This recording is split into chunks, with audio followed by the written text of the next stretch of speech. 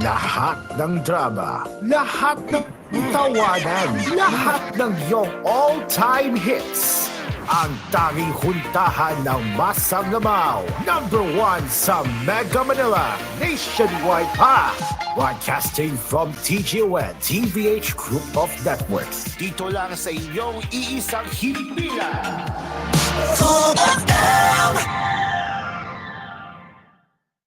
You are listening to Cool FM, live from Cool Studios. This is Cool News at 6.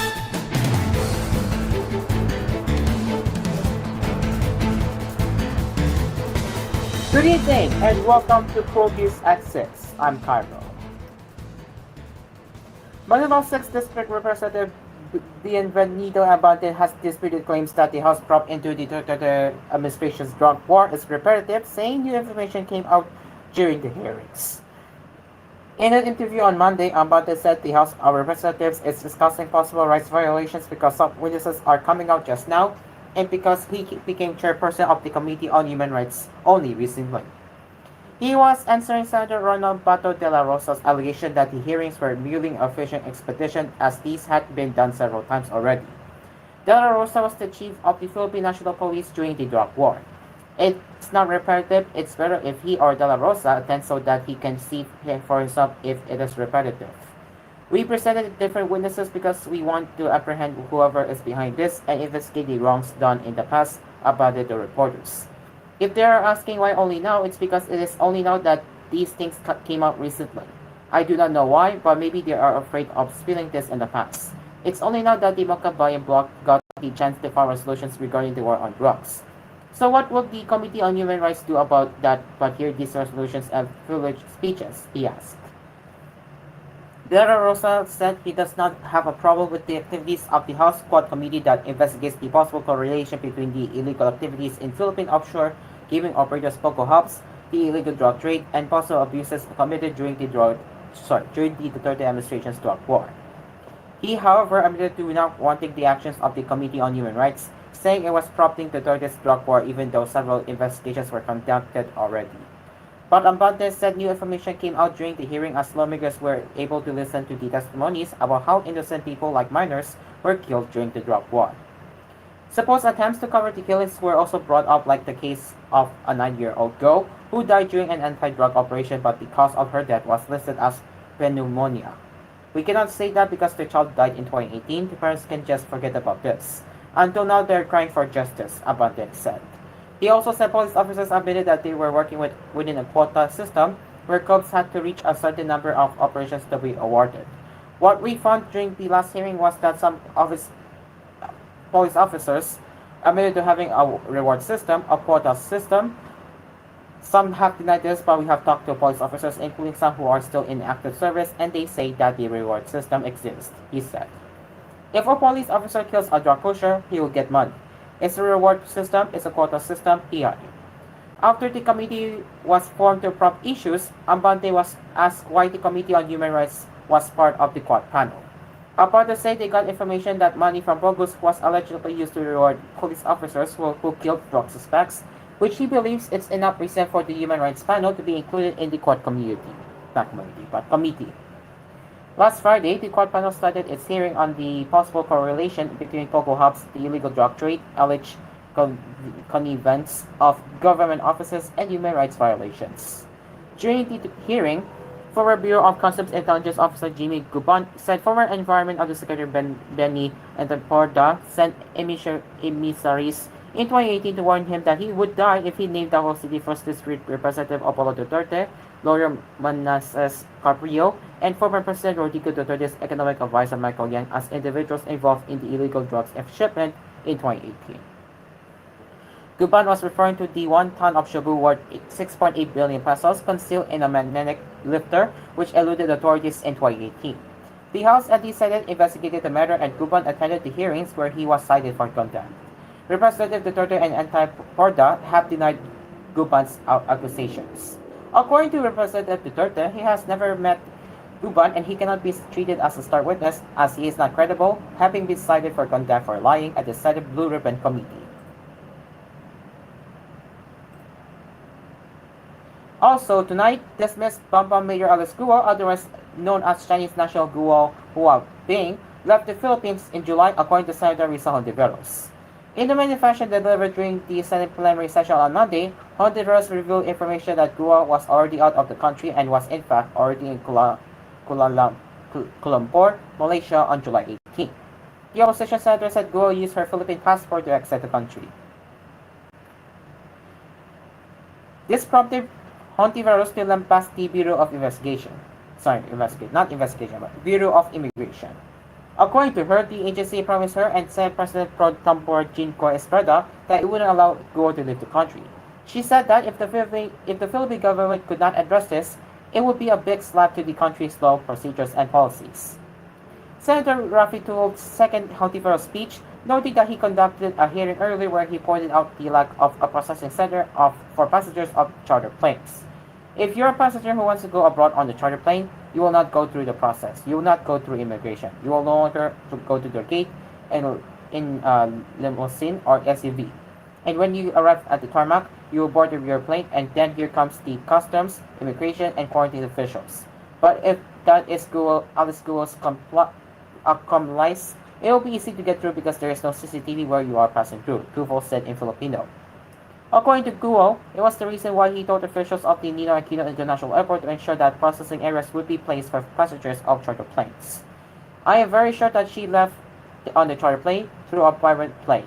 So all we need to do is ask if we can trace the private plane or charter plane that left that very day, he added. He likewise noted the need to determine the customs, immigration, and quarantine officials who were on duty the day that Guo left the country.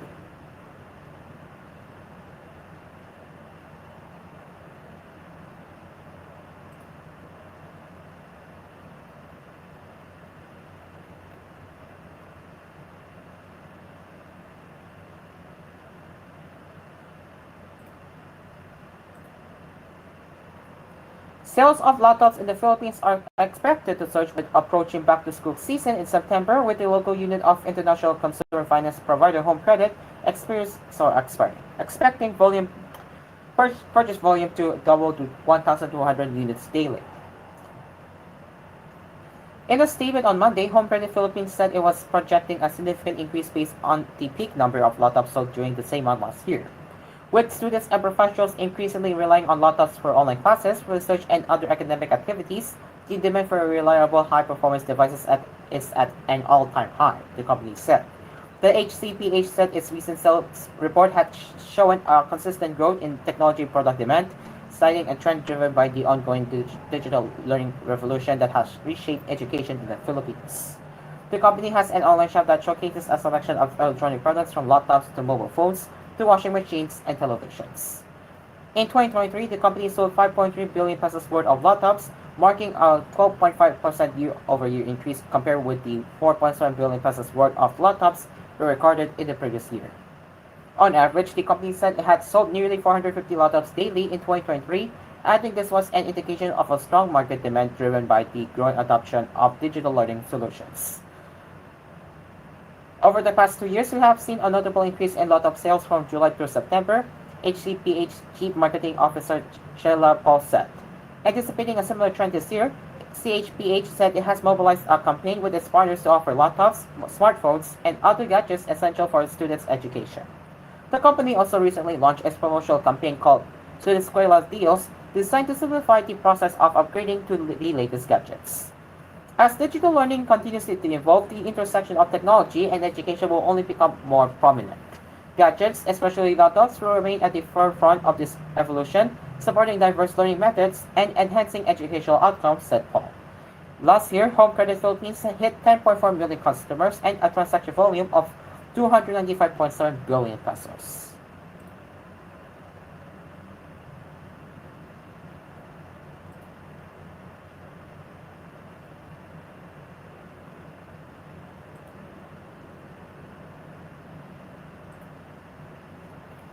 And shares in the Japanese operator of 7-Eleven soared on Monday after the firm confirmed it had received a takeover bid from Canadian retail giant Lamentation Couche-Tard.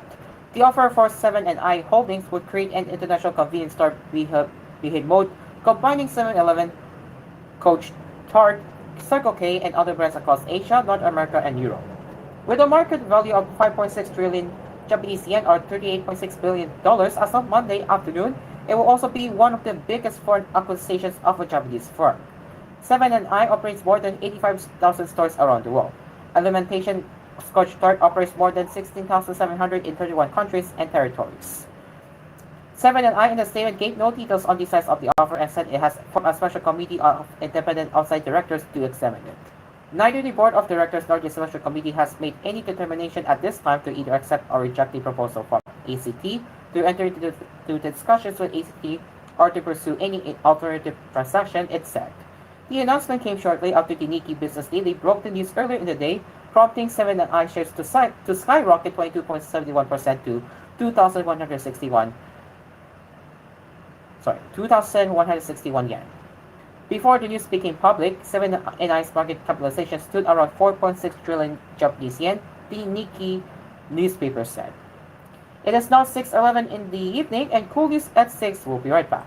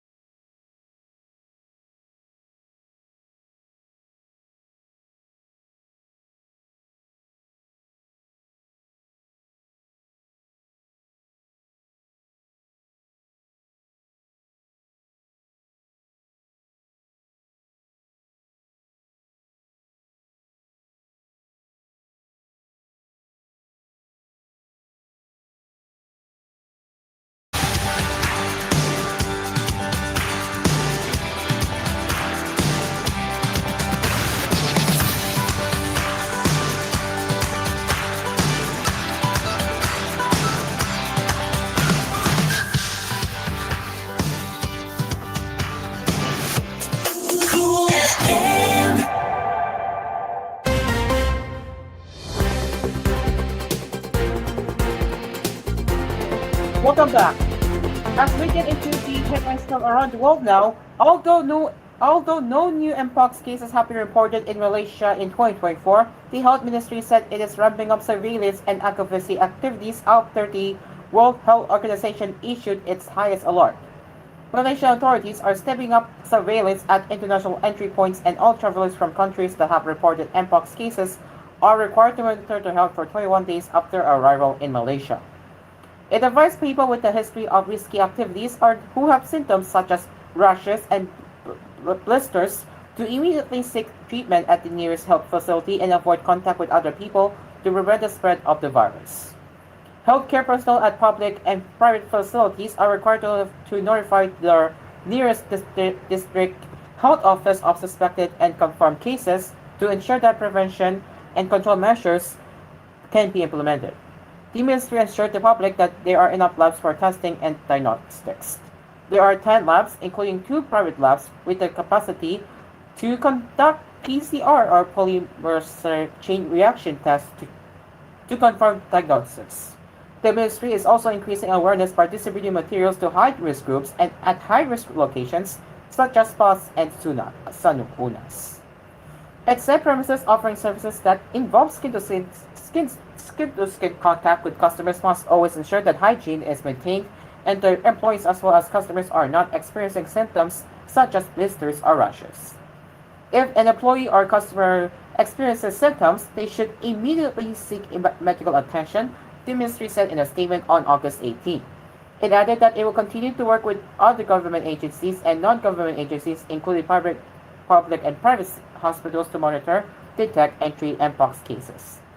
It will also continue to monitor the situation within and outside the country. Separately, in Indonesia, the Health Ministry's Acting Director General of Disease Prevention and Control, Mr. Yudi Piramono, said on August 18 that foreign visitors are required to declare their medical records and recent travel history by filling in forms at entry gates. Visitors with illnesses are advised not to continue their trip in Indonesia, he was quoted as saying by Jakarta Globe.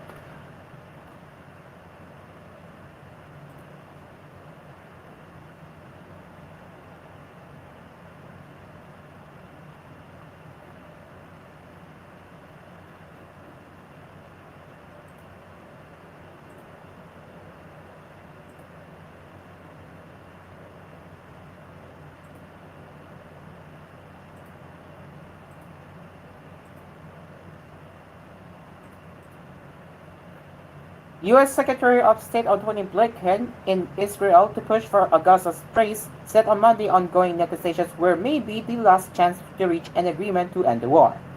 This is a decisive moment, probably the best, maybe the last opportunity to get the hostages home, to get a ceasefire, and to put everyone on a better path to enduring peace and security, Blinken said as he met Israeli President Isaac Herzog. The top U.S. diplomat said President Joe Biden had sent him to get this agreement to the line and ultimately over the line. It is time for it to get done. It's also time to make sure that no one takes any steps that could derail this process, Blinken said. We're working to make sure that there is no escalation, that there are no provocations, that there are no actions that in any way could move us away from getting this deal over the line or, for that matter, escalating the conflict to other places and to greater intensity. Blinken, on his ninth visit to the Middle East since Hamas' October 7 attack on Israel, is scheduled to meet later on Monday with Prime Minister Benjamin Netanyahu. The visiting Secretary of State said it was a fraught moment in Israel and warned against any moves that could heighten regional tensions following threats from Iran and Lebanese armed group Hezbollah to advantage the recent killings of 2 military leaders. Herzog, who holds a largely ceremonial role, said Israelis wanted to see the return as soon as possible of hostages still held in Gaza since the October 7 attack that triggered the war. There is no greater humanitarian objective and there's no greater humanitarian cost than bringing back our hostages, Herzog told Blinken.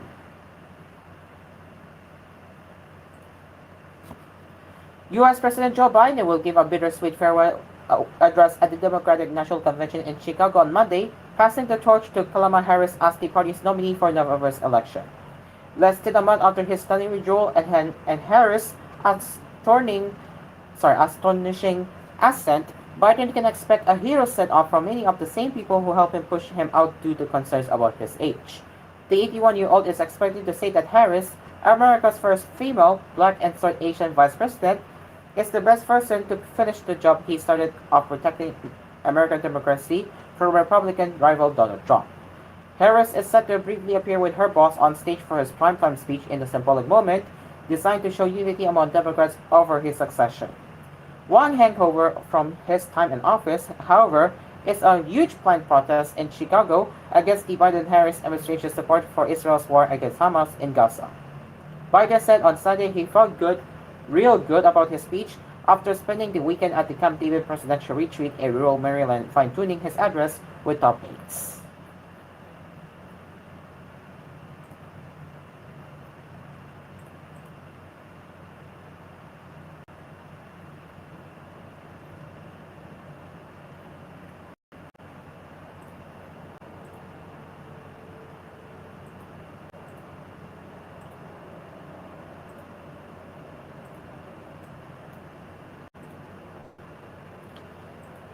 And now let's get back into national headlines for a bit, and then we get into entertainment news.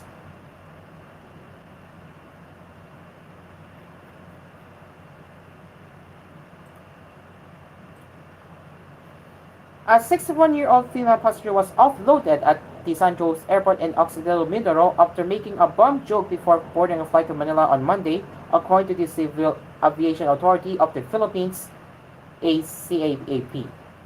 CAAP reported that the senior citizen was at the final screening checkpoint around 7:15 a.m.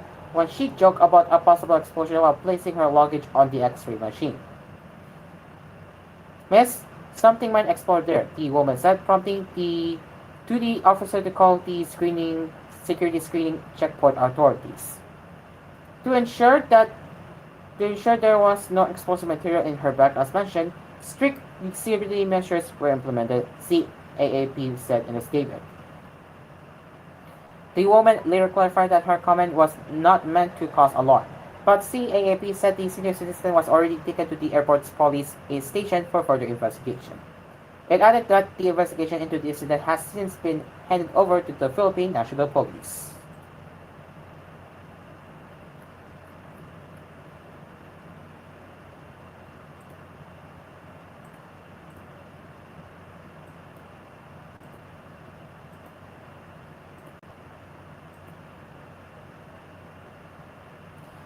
And now let's get into the showbiz happenings. K-pop idols are more than just entertainers. They are cultural icons, often seen as the embodiment of South Korean values and pride. This unique role subjects them to intense scrutiny, with every action and word closely watched by fans and the public. Incidents involving popular K-pop singers Leon Jun of Tomorrow Together and Felix of Stray Kids on Korea's National Liberation Day on Thursday illustrate these high expectations. Yeonjun faced criticism after he posted photos on Instagram taken in Japan on National Liberation Day, a date that commemorates the liberation of the Korean Peninsula from Japanese colonial rule on August 15, 1945. Many felt it was inappropriate to share images related to Japan on such an important day, leading to a swift backlash. "I deeply apologize for my careless action on the day with such historical significance. I will reflect on my lack of awareness and be more cautious in the future." Yeonjun apologized on the global fan platform Weverse on Friday.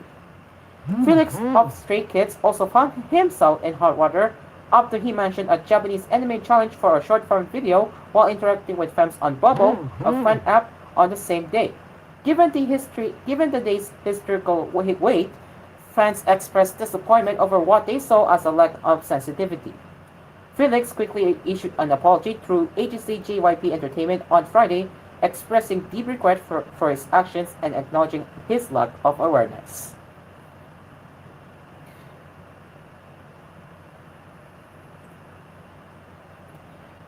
Alright, well, we are running out of time now, so we're gonna have to end it here. So that is it for koolNews at 6. As always, you can get in touch with us at tvhthephilippines.news@gmail.com.